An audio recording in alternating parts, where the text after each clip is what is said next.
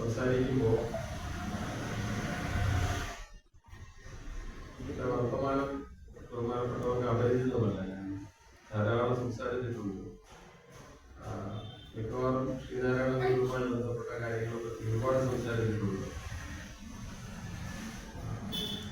ഇപ്പോ ഞാൻ വിചാരിച്ചത് കുറച്ച് സമയമെടുത്ത് ചെറിയ പ്രഭാഷണം നടത്തി ഇത് സമാപിക്കുമല്ലോ, അങ്ങനെ പോകാം എന്നുള്ളൊരു ധാരണയിലാണ് വന്നത്. കുറേ മീറ്റിങ്ങുകൾ കഴിഞ്ഞവിടെ എത്തിയതാണ്. പക്ഷെ ബഹുമാനപ്പെട്ട BSന്റെ നിര്യാണം നമ്മളിലുണ്ടാക്കിയ സങ്കടം കാരണമായി 2-3 ക്ലാസ്സുകൾ മാറ്റിവെക്കേണ്ടി വന്നതിനെ കുറിച്ച് ബഹുമാനപ്പെട്ട സാറിനോട് പറഞ്ഞു. അതുകൊണ്ട് തന്നെ ഞാൻ ഒരു ക്ലാസിന്റെ സ്വഭാവത്തിൽ 5-6 പോയിന്റ് പറഞ്ഞ് ഇന്നത്തെ വർത്തമാനം അവസാനിപ്പിക്കുക. BS നമ്മളെ വിട്ടുപോയി കുറച്ച് ദിവസങ്ങൾക്കുള്ളിൽ തന്നെ ശ്രീനാരായണ പഠനവുമായി ബന്ധപ്പെട്ട് കേരളത്തെ നയിച്ചിരുന്ന മറ്റൊരു മഹാചാര്യനും വിട്ടുപോയത് നമ്മുടെ ഓർമ്മയിലുണ്ട്. സാനുമാഷിന് ശിശുപാലൻ സാർ നേതൃത്വം കൊടുക്കുന്ന ശ്രീനാരായണ പഠന കേന്ദ്രം കേരള സർവകലാശാലയിൽ വെച്ച് നടത്തിയ ഒരു അനുസ്മരണ സമ്മേളനത്തിൽ അത് പറഞ്ഞ് അവസാനിപ്പിക്കുമ്പോൾ പറഞ്ഞൊരു കാര്യം തന്നെയാണ് ഞാനിവിടെ പറഞ്ഞുകൊണ്ട് ഈ വർത്തമാനം ആരംഭിക്കുന്നു. ഒരു മരം വീഴുമ്പോൾ ആ മരത്തിന്റെ ഇലകൾ, കൊമ്പുകൾ, അതിന്റെ തടി ഒക്കെ വീണുപോകും. അത് എത്ര വലിയ മരമായാലും എത്ര ചെറിയ മരമായാലും അത് നിലത്തേക്ക് വീണുപോകും. പക്ഷേ ഒരു മരം വീണാലും വേണമെങ്കിൽ ആയിരക്കണക്കിന് വർഷങ്ങൾ നശിക്കാതെ കിടക്കുന്ന ആ മരത്തിന്റെ ഒരു ശരീരഭാഗമുണ്ട്. അത് ആ മരത്തിന്റെ വേരുകൾ. അതാരാലും അത് നിന്നിടത്ത് നിന്ന് പിടിച്ചു മാറ്റാൻ കഴിയുകയില്ല. ആ വേരുകൾ എങ്ങോട്ടൊക്കെയാണ് പോയിരിക്കുന്നത് എന്ന് നമുക്ക് പറയാനും പറ്റില്ല. അങ്ങനെ നോക്കിക്കഴിഞ്ഞാൽ ഒരു മരത്തിനും മരണമില്ല എന്ന് നമുക്ക് പറയേണ്ടിയിരുന്നു. ഈ വീഴുന്ന ശിഖരങ്ങളും ചില്ലകളും ഇലകളും ഭൂമിയിൽ കോടാനുകൂടി വർഷങ്ങൾ കിടക്കുന്നതിനെ കുറിച്ച് നമുക്കറിയാം. അത് ഫോസിലുകളായി കിടക്കുന്നു. അവ ജൈവരൂപങ്ങളായി തന്നെ കിടക്കുന്നതിനെ കുറിച്ചിട്ടുള്ള ചില നിരീക്ഷണങ്ങൾ സാഹിത്യ മേഖലയിൽ വന്നിട്ടുണ്ട്. അങ്ങനെ ഒരു പുസ്തകത്തെ കുറിച്ച് മുമ്പ് സംസാരിക്കുമ്പോൾ ഞാൻ സംസാരിച്ചിട്ടുണ്ട്. അത് പീറ്റർ ഒക്ലെവൻ എഴുതിയ the hidden life of trees എന്ന് പറയുന്ന പുസ്തകമാണ്. വൃക്ഷങ്ങളുടെ രഹസ്യ ജീവിതം എന്ന് മലയാളത്തിൽ ആ പുസ്തകത്തിൽ ഒരു വിവർത്തനം ഉണ്ടായിട്ടുണ്ട്. The hidden life of trees, വൃക്ഷങ്ങളുടെ രഹസ്യ ജീവിതം. നമ്മൾ വിചാരിക്കുന്നത് വൃക്ഷങ്ങൾക്ക് ജീവനില്ല, അവയ്ക്ക് ഭാഷയില്ല, അവയ്ക്ക് കമ്മ്യൂണിക്കേഷൻസ് ഇല്ല എന്നാണെങ്കിൽ ഒക്ലെവൻ പറയുന്നത് ഇതെല്ലാം വൃക്ഷങ്ങൾ കൂടുതലാണ്.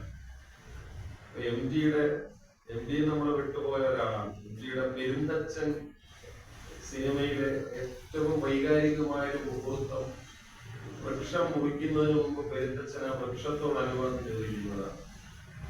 അതൊരു ഔപനിഷദികമായ സങ്കല്പമാണല്ലോ. വൃക്ഷത്തോട് അനുവാദം ചോദിച്ചിട്ട് അതിൽ വസിക്കുന്ന പറവകളോടും ഉറുമ്പുകളോടും പോലും അനുവാദം ചോദിച്ചിട്ട് ആ വൃക്ഷത്തെ മുറിക്കുക എന്ന സംസ്കാരം MD പെരുന്തച്ഛനിലൂടെ ആ സിനിമയിൽ കൊണ്ടുവന്നിട്ടുണ്ട്.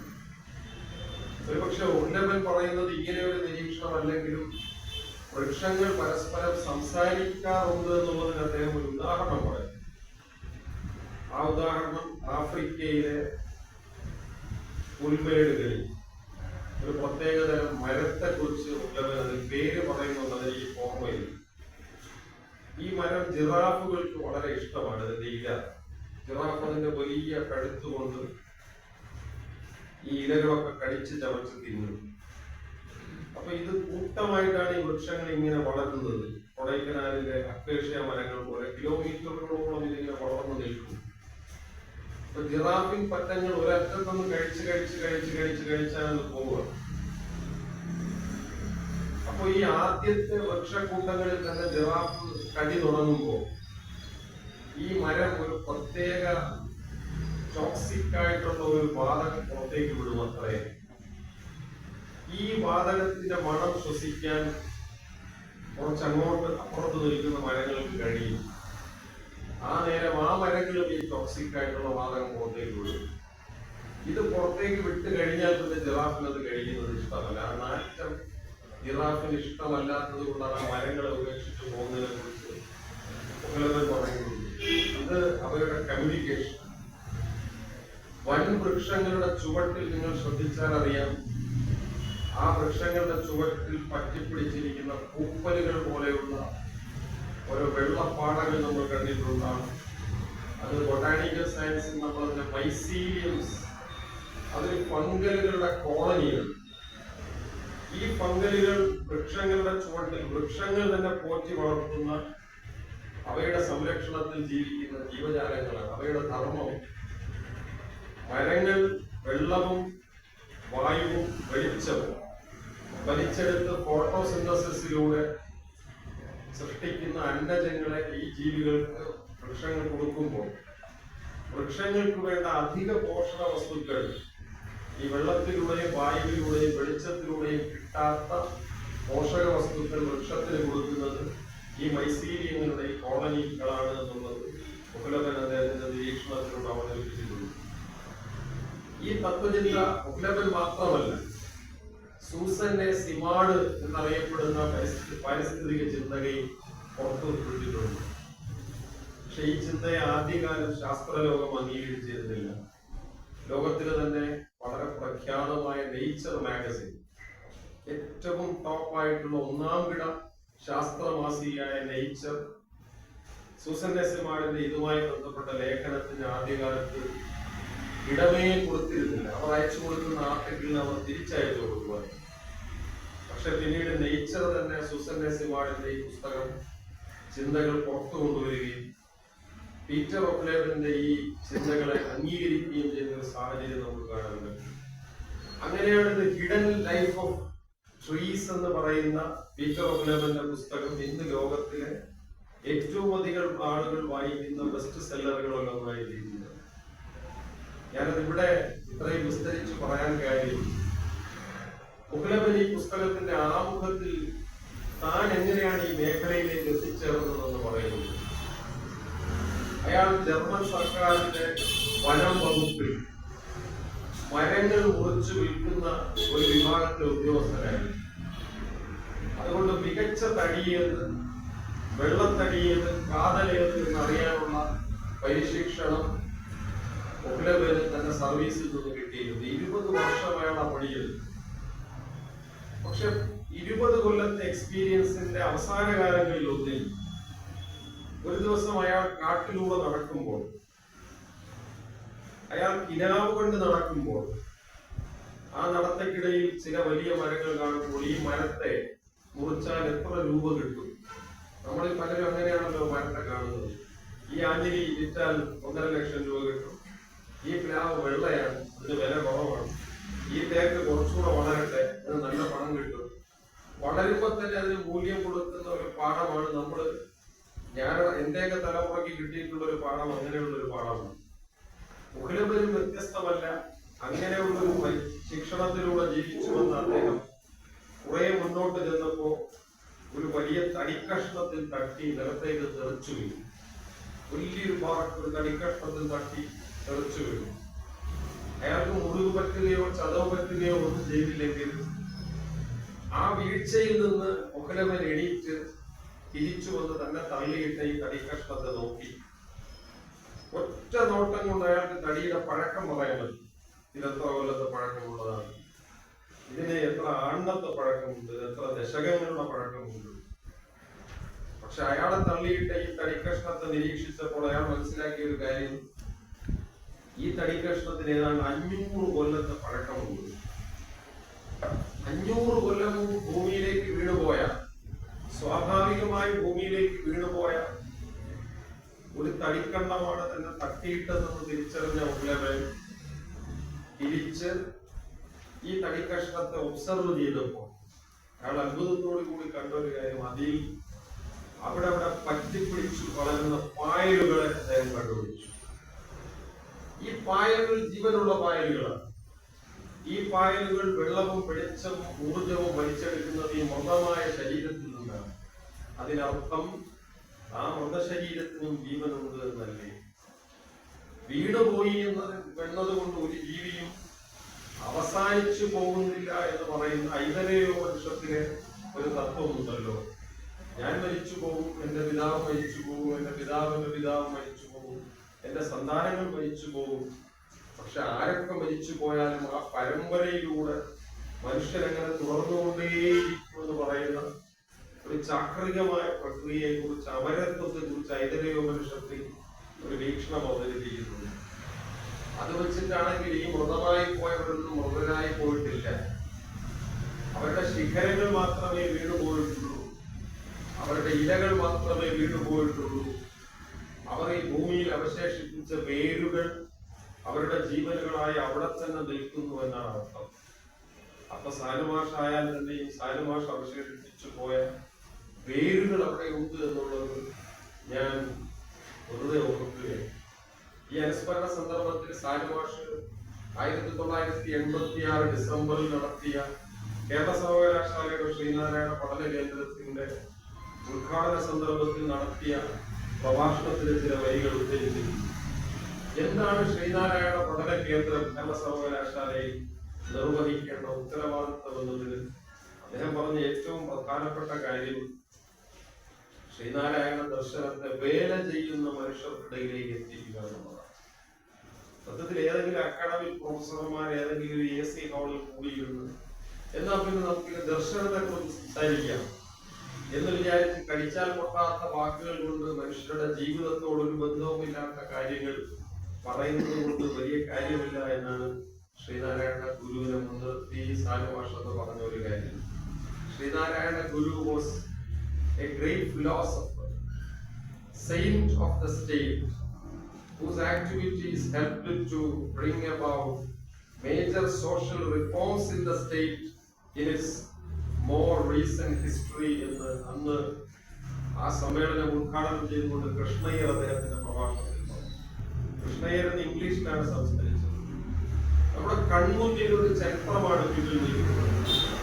കൺമുന്നിലെ ഈ ചരിത്ര സന്ദർഭത്തിൽ ജീവിച്ച് നമ്മളെ വിട്ടുപോയ ഒരു മഹാമനുഷ്യനാണ് ശ്രീനാരായണ ഗുരുദേവൻ. അദ്ദേഹം ഇടപെട്ടതുപോലെ നമ്മുടെ ചരിത്രത്തിൽ മറ്റാരും ഇടപെട്ടിട്ടില്ല എന്നുകൂടി കൃഷ്ണയ്യർ എന്ന് പറയുകയുണ്ടായി. ആ ചരിത്രത്തെ ഇളക്കി മറിച്ച, ചരിത്രത്തിന് ജീവൻ കൊടുത്ത, ഒരുപക്ഷെ നമ്മളൊക്കെ ഇവിടെ ഇരിക്കുന്നതിന് തന്നെ കാരണമായി തീർന്നു. ഇങ്ങനെ അന്തസ്സോടുകൂടി ഇരിക്കുന്നതിന് കാരണമായി തീർന്നു.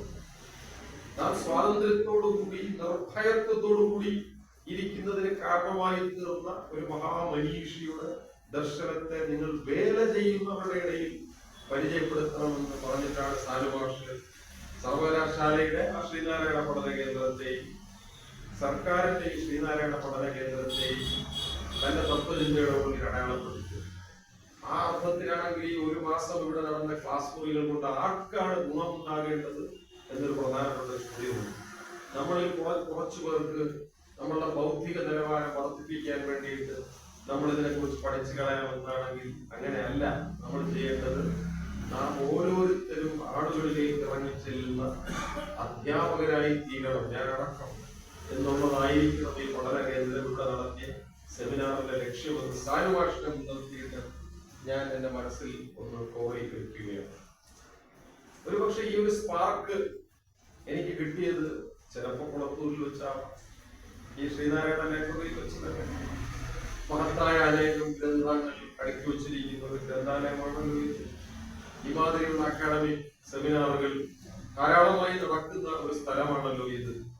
എന്ന് മാത്രമല്ല, ശ്രീനാരായണ ഗുരു അനുഗ്രഹിച്ച ഒരു പ്രസ്ഥാനം കൂടിയാണല്ലോ ഇത് എന്ന് ഓർക്കുമ്പോൾ ഇവിടെ വെച്ചാവാം, അതല്ലെങ്കിൽ ശിവഗിരിയിൽ വെച്ചാവാം.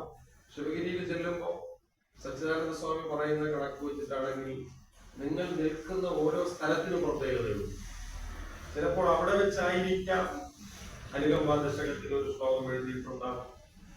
അരിവപ്പുറത്ത് നമ്മൾ ഇരിക്കുന്നവരിടത്ത് വെച്ചിട്ടായിരിക്കാം ചിലപ്പോൾ ശ്രീനാരായണ ഗുരു പിൽക്കാലത്ത് ലോകത്തെ ഇളക്കി മറിച്ച് ഏതെങ്കിലും ഒരു പ്രസ്താവന പറഞ്ഞിട്ടുണ്ടാവുക. അദ്ദേഹം ഏതെങ്കിലും ഒരു തോണിയിൽ സഞ്ചരിക്കുമ്പോൾ ഒരു മണ്ണിൽ വെച്ചിട്ടായിരിക്കാം പിന്നീട് നാം പേർത്തും പറയുന്ന ഒരു കാര്യത്തെ കുറിച്ച് അദ്ദേഹം ചിന്തിച്ചിട്ടുണ്ടാവുക.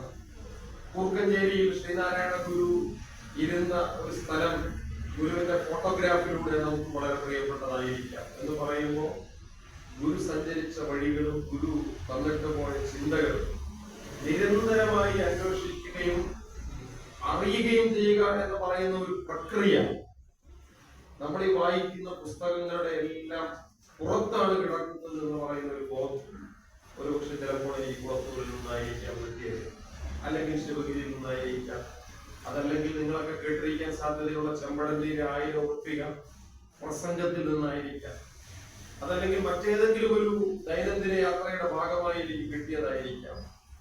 അങ്ങനെയാണ് സത്യത്തിൽ ഞാൻ ശ്രീനാരായണ വിജ്ഞാനീയം എന്ന് പറയുന്ന ഒരു വിജ്ഞാന മണ്ഡലത്തിലേക്ക് എത്തിച്ചേരുന്നത്. അതിനെക്കുറിച്ച് മുഴുവൻ എനിക്ക് പറയാനുള്ള സമയമില്ല.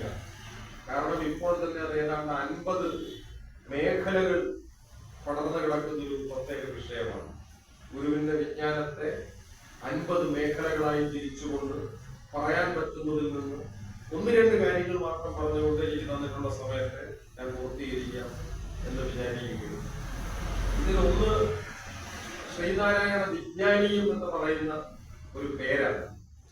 ഇതിങ്ങനെ പറയാൻ കാര്യം, നിങ്ങൾക്ക് ശ്രീനാരായണ ദർശനം എന്ന് പറഞ്ഞാൽ പോലെ, ശ്രീനാരായണ തത്വചിന്ത എന്ന് പറഞ്ഞാൽ പോലെ, സത്യത്തിൽ അങ്ങനെ പറഞ്ഞാൽ പോരാ എന്നാണ് എന്റെ അഭിപ്രായം. കാരണം ഈ പേര് കേൾക്കുമ്പോൾ തന്നെ കുട്ടികൾ ഓടി ഒളിക്കാൻ സാധ്യതയുണ്ട്.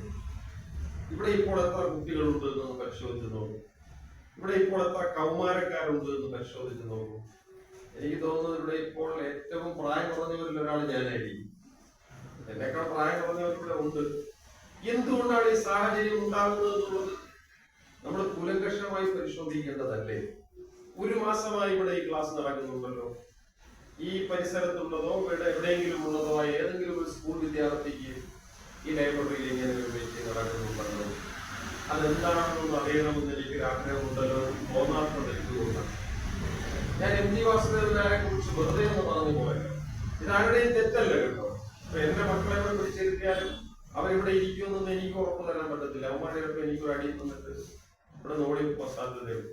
പക്ഷെ MG അദ്ദേഹത്തിന്റെ കുട്ടിക്കാലത്തെ കുറിച്ച് പറഞ്ഞിട്ടുള്ള ഒരു കാര്യമുണ്ട്. എനിക്ക് വീട്ടിൽ ഒരു മാസിക വായിക്കാനുള്ള സാഹചര്യം ഉണ്ടായിരുന്നില്ല, വീട്ടിൽ പുസ്തകങ്ങൾ ഉണ്ടായിരുന്നില്ല. പക്ഷെ അദ്ദേഹം ഒരു അനുഭവം വളരെ വൈകാരികമായി പറയും. എന്റെ കുട്ടിക്കാലത്ത് വീട്ടിലെ ഓപ്പോളും മറ്റു ബന്ധുക്കളൊക്കെ രമണൻ എന്നൊരു പുസ്തകത്തെ കുറിച്ച് പറയുന്നത് ഞാൻ കേട്ടിരുന്നു. അങ്ങനെ ഇരിക്കുമ്പോൾ ഒരു ഇളയമ്മ പറഞ്ഞു, കുറെ അപ്പുറത്തൊരു വീട്ടിൽ രമണൻ എന്നൊരു പുസ്തകം എത്തിയിട്ടുണ്ട്. അവർ ഒരു വാക്ക് പറഞ്ഞിട്ടുണ്ട്, ഇന്ന് രാത്രി രമണൻ നിങ്ങൾക്ക് വായിക്കണം, ഈ രാത്രി രമണൻ നിങ്ങൾക്ക് തരും. രമണന്റെ 5 പതിപ്പ് ഇവിടെ ഉണ്ടെന്ന് ഓർക്കണം. ഇപ്പോ MG എഴുതിയത് 50 ഒരു 100 കൊല്ലത്തിന് മുമ്പുള്ള സാഹചര്യത്തെ കുറിച്ചാണ്. 80 കൊല്ലമെങ്കിലും നീ പോയിട്ട് ആ രമണൻ ഇങ്ങ് എഴുതിട്ട് വരണം. MG രമണൻ എടുക്കാൻ വേണ്ടിയിട്ട് ആ വീട്ടിലേക്ക് ചെല്ലുന്നു. പിന്നീട് അവിടെ നടക്കുന്നത് ഒരു മഹാ ഉത്സവമാണ്. സത്യത്തിൽ നമ്മൾ ഈ 7-ാം മാസത്തിൽ വയറ് കാണാനൊക്കെ പോകുക എന്ന് പറയുന്ന ഒരു ചടങ്ങുണ്ടല്ലോ. ഈ വയറ് കാണാൻ പോകുന്ന ചടങ്ങിന്റെ തലേ ദിവസം വീട്ടിൽ ഉറങ്ങത്തില്ല. അവിടെ ഇരുന്ന് നെയ്യപ്പം ഉണ്ടാക്കുന്നു, അച്ചപ്പം ഉണ്ടാക്കുന്നു, മുന്തിരിക്കൊത്ത് ഉണ്ടാക്കുന്നു, 7-8 കൂട്ടം പലഹാരങ്ങൾ ഉണ്ടാക്കണമല്ലോ. അങ്ങനെ പലഹാരം ഉണ്ടാക്കുമ്പോൾ നെയ്യപ്പം മുരിഞ്ഞതാണെങ്കിൽ പെൺകുട്ടി, മുരിയാത്തതാണ് ആൺകുട്ടി എന്ന വിശ്വാസം വരെ നമ്മൾ നെയ്യപ്പത്തിന് കൊടുത്തിട്ടുണ്ട്.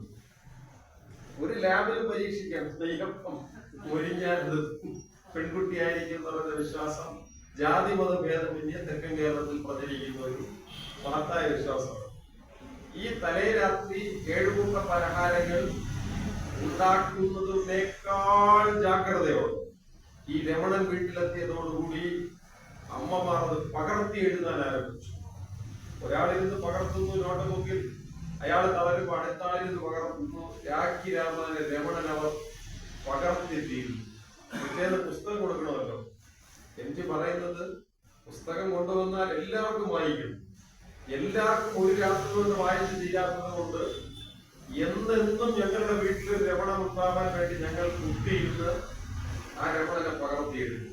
നോക്കൂ, ഒരുപക്ഷെ ഈ പകർത്തിയെഴുത്തിന്റെ അനുഭവത്തിൽ ഒന്നായിരിക്കണം MGയുടെ പുസ്തകങ്ങൾ ഇല്ലാത്ത ലൈബ്രറികൾ കേരളത്തിൽ ഇല്ലാതൊരു സാഹചര്യം ഉണ്ടാകും. കുട്ടിക്കാലത്ത് ഓർമ്മയാണ്. ഇതൊരു കുട്ടിയുടെ മനസ്സിലേക്ക് ഇടാൻ ആ സംഭവം കാരണമായി തീർന്നു എന്ന് മാത്രമല്ല, MG പറയുന്നുണ്ട്, ഇങ്ങനെ കുറച്ചായിട്ട് സാഹിത്യത്തിന്റെ ലോകം എന്നെയും പിടികൂടാൻ ആരംഭിച്ചു. ഞാൻ ചങ്ങമ്പുഴയെ വായിച്ചു. MGയോട് താങ്കൾക്ക് ഏറ്റവും പ്രിയപ്പെട്ട പുസ്തകങ്ങളുടെ പേര് പറയൂ എന്ന് ചോദിച്ചു ഇന്ത്യയിലൂടെ ഒരിക്കൽ ഇന്റർവ്യൂ നടന്നു. MG 5 പുസ്തകങ്ങളുടെ പേര് പറഞ്ഞു, പ്രിയപ്പെട്ട 5 പുസ്തകങ്ങൾ.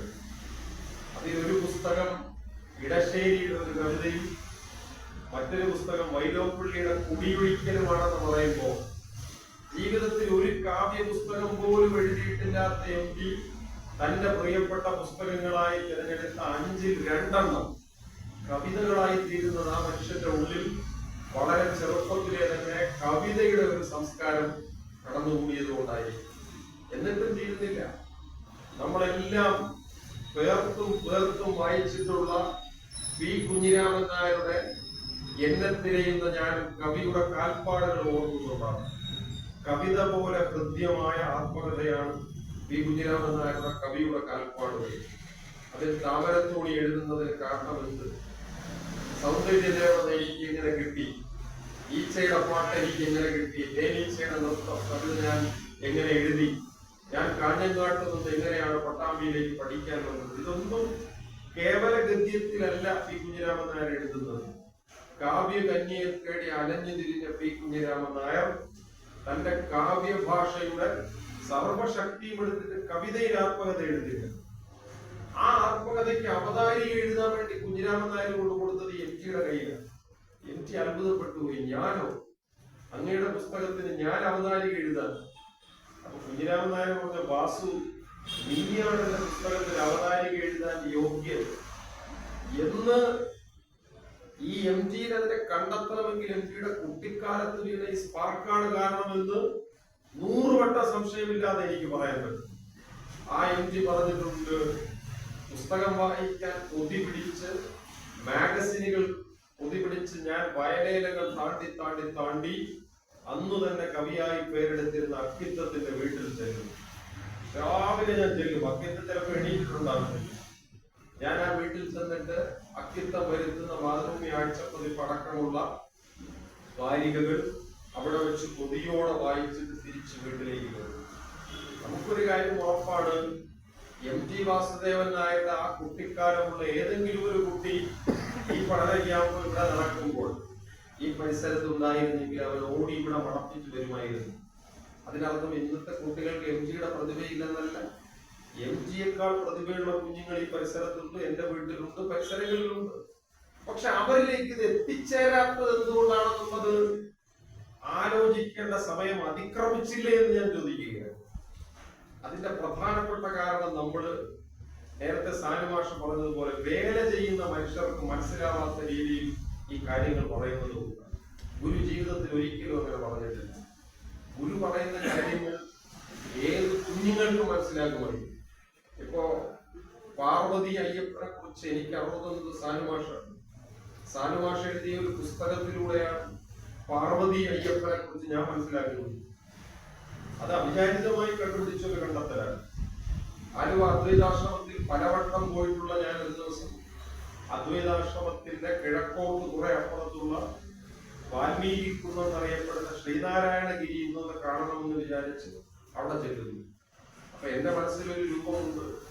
വാൽമീകി കുന്ന് ശ്രീനാരായണ ഗുരുവിന് ഗുരു തന്നെ വാൽമീകി എന്ന് പേരിട്ട ഒരു തടയാളി ഗുരുവിന് എഴുതി കൊടുത്ത സ്ഥലമാണ്. കൊല ചെയ്ത് ജയിലിൽ പോയ കുറ്റക്കാരൻ കൊലശിക്ഷയ്ക്കുള്ള ശിക്ഷ അനുഭവിച്ച് തിരിച്ചു വരും. അപ്പൊ ബന്ധുക്കളാരും അദ്ദേഹത്തെ അടുപ്പിക്കുന്നില്ല.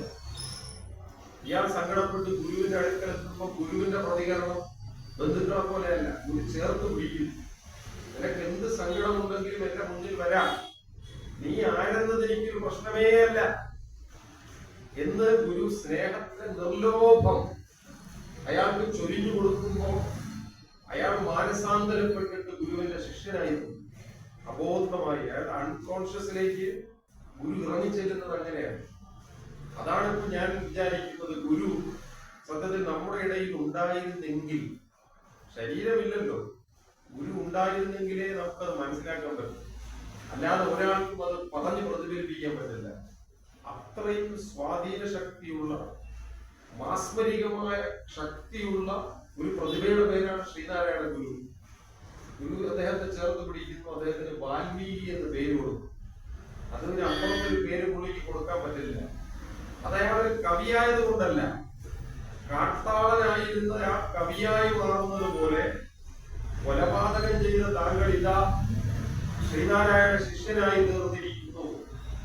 ഇന്നലെ വരെ താങ്കൾക്ക് മനസ്സിലാവാത്ത ചില കാര്യങ്ങൾ ഇനി മുതൽ മനസ്സിലാകുമെന്നുള്ള അർത്ഥത്തിൽ വാൽമീകി എന്ന അദ്ദേഹത്തിന് പേര് കൊടുത്തു. ആ വാൽമീകി തനിക്ക് സ്വന്തമായിട്ടുണ്ടായിരുന്ന ഒരു കുന്ന് ശ്രീനാരായണ ഗുരുവിന്റെ പേർക്ക്, ആശ്രമത്തിന്റെ പേർക്ക് എഴുതി വെച്ചതാണ് വാൽമീകി കുന്ന് എന്ന പേരുള്ള സ്ഥലം. ആ സ്ഥലത്തിന്റെ മുകളിൽ പോയിരുന്നാൽ നമുക്ക് പെരിയാറ് ഒഴുകുന്നത് കാണാം, ആലുവ പട്ടണത്തിന്റെ ചില ഭാഗങ്ങൾ കാണാം. എന്ന് മാത്രമല്ല, അതിന്റെ മുകളിൽ സവിശേഷമായ ഒരു ശിലയുടെ മുകളിൽ, ആ ശില വേണമെങ്കിൽ മഴ പെയ്താൽ സ്വയം നശിച്ചു പോകുന്ന ഒരു ശിലയാണ്. സമ്പൂർണ്ണാർത്ഥത്തിലുള്ള ശിലയല്ലത്. അതൊരല്പം കട്ടിപിടിച്ച മണ്ണിന്റെ കഷ്ണമാണെന്ന് മാത്രമേ ഉള്ളൂ ചരിത്രപരമായി. ആ ശിലയുടെ മുകളിൽ ഇരുന്ന് ഗുരു തപസ്സനുഷ്ഠിക്കുമായിരുന്നെന്നും ആ തപസ്സിന്റെ ഏതോ ഒരു സന്ദർഭത്തിൽ അയ്യപ്പൻ അവിടെ എത്തിയിരുന്നു എന്നുള്ളതാണ് എനിക്ക് അതുവരെ അറിയാവുന്ന കാര്യം. അപ്പൊ എന്റെ മനസ്സിൽ വാൽമീകി കുന്നിനെ കുറിച്ച് ഒരു രൂപമുണ്ട് നേരത്തെ. പക്ഷെ അവിടെ ചെല്ലുമ്പോൾ എന്നെ അത്ഭുതപ്പെടുത്തിയത് ആ കയറ്റത്തിൽ വെച്ച് നമ്മളെ സ്വീകരിക്കുന്ന ഒരു സ്ഥാപനത്തിന്റെ പേരാണ്. അത് ശ്രീനാരായണ സേവിക സമാജം എന്നൊരു സ്ഥാപനമാണ്. അവിടെ ആശ്രമ സംസ്കാരം പരിപാലിക്കുന്ന ഒരു അനാഥാലയമുണ്ട്, കുട്ടികൾക്ക് പഠിക്കാനുള്ള ഒരു സ്കൂളപ്പുറത്തുണ്ട്, ഒരു വലിയ ഹോസ്റ്റൽ കെട്ടിടമുണ്ട്, വിധവകളും വലിച്ചെറിയപ്പെട്ടവരുമായ സ്ത്രീകൾക്ക് തൊഴിൽ പരിശീലിക്കുന്നതിനുള്ള സ്ഥാപനമുണ്ട്, ഗ്രന്ഥശാലയുണ്ട്, ഭക്ഷണശാലയുണ്ട്. ഇതിനെല്ലാം പേര് ശ്രീനാരായണ സേവിക സമാജം. സത്യത്തിൽ അങ്ങനെ ഒരു സ്ഥാപനത്തെ കുറിച്ച് എനിക്ക് അറിവുണ്ടായിരുന്നില്ല. ഞാൻ ആ സ്ഥാപനത്തിനകത്തേക്ക് കയറി ചെന്നിട്ട് ആ സ്ഥാപനത്തിന്റെ ചരിത്രം അന്വേഷിക്കുമ്പോഴാണ് അത് സഹോദരൻ അയ്യപ്പന്റെ പത്നി പാർവതി അയ്യപ്പൻ ആരംഭിച്ച ഒരു പ്രസ്ഥാനമാണ്. ഇതിന്റെ ചരിത്രം നിങ്ങൾ രേഖപ്പെടുത്തിയിട്ടുണ്ടോ എന്ന ചോദ്യത്തിന് അവർ എന്റെ കയ്യിൽ തന്ന പുസ്തകം പാർവതി അയ്യപ്പൻ എന്ന പേര് സാനുമാഷ് എഴുതിയ പുസ്തകമാണ്. സാനുമാഷ് ആ സ്ഥാപനത്തിന്റെ രക്ഷാധികാരിയാണ്. ആ പുസ്തകത്തിന്റെ തുടക്കത്തിൽ പറയുന്നുണ്ട്, പാർവതി അയ്യപ്പൻ ഈ സ്ഥാപനം തുടങ്ങിയതിന്റെ പുറകിലെ പശ്ചാത്തലം ശ്രീനാരായണ ഗുരുവിന്റെ സമാധിക്ക് ശേഷം ഒരു 4 ദശകമെങ്കിലും കഴിഞ്ഞു സഹോദരൻ അയ്യപ്പന്റെ മനസ്സിൽ ശ്രീനാരായണ ഗുരു ചോദിച്ച ഒരു ചോദ്യമാണ്.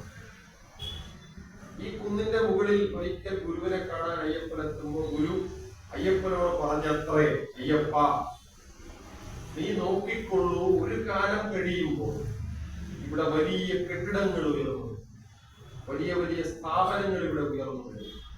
ഇത് ദീർഘദർശനമാണോ ദർശനമാണോ എന്നുള്ളത് അവിടെ നിൽക്കട്ടെ.